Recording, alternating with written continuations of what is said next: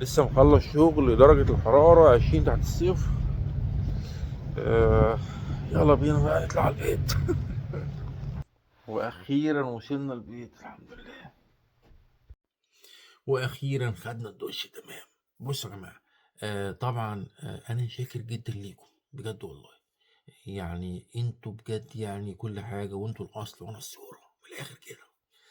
سواء بتوع التيك توك او الفيسبوك او اليوتيوب او الانستجرام، كلكم حبايبي يعني.